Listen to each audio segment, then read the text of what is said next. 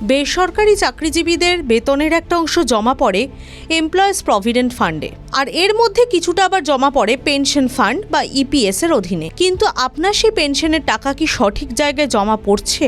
অনেক ক্ষেত্রে আপনি যে সংস্থায় চাকরি করেন সেই সংস্থার ভুলে আপনার প্রাপ্য টাকা জমা পড়ে যায় অন্য লোকের অ্যাকাউন্টে, আর সেই সমস্যা মেটাতে এবার কড়া নির্দেশিকা জারি করলো ইপিএফও।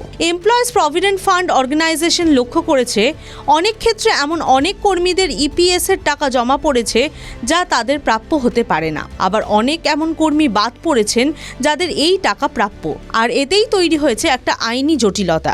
আপনার অবসরের সময় যাতে আপনাকে দৌড়াদৌড়ি করতে না হয় সেই কারণেই এবার নতুন এক উদ্যোগ নিয়েছে ইপিএফও। যদি ভুল হয় কি উপায়? যদি আপনার টাকা অন্য কারোর অ্যাকাউন্টে জমা হতে থাকে তাহলে আপনাকে সেই ভুল সংশোধন করতে হবে। ইপিএফও জানিয়েছে মূলত দুটো পথে এই সংশোধন হবে। ভুল করে পেনশন জমা পড়লে কি করবেন? যদি আপনি পেনশনের যোগ্য না হন সেই ক্ষেত্রে টাকা 10 নম্বর অ্যাকাউন্ট থেকে সরিয়ে নিয়ে আসা হবে 1 নম্বর অ্যাকাউন্টে। এক্ষেত্রে আপনার পেনশন সার্ভিসের রেকর্ডটি মুছে ফেলা হবে। আর পেনশন জমা না পড়লে কি করবেন?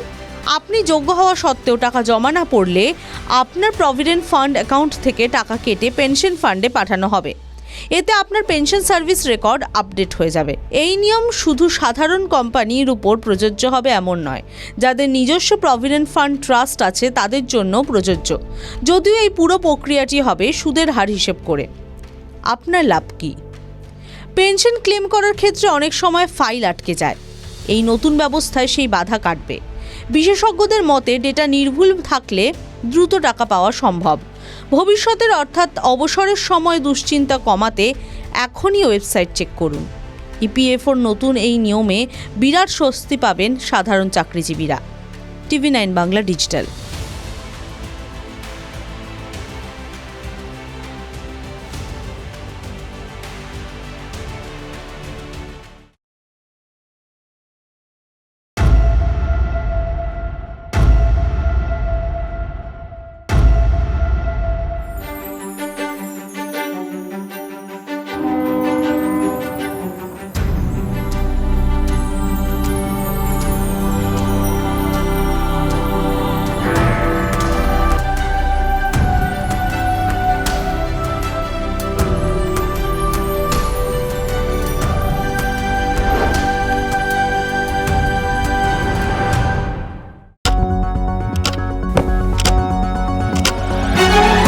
রাজনীতি শুধুই কি রাজার নীতি?